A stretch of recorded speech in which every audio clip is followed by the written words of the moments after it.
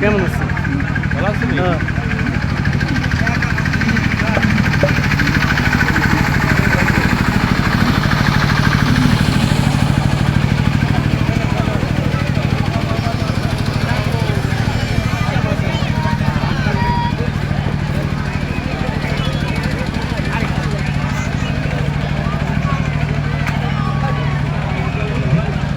Hello hello বিসমিল্লাহির রহমানির রহিম।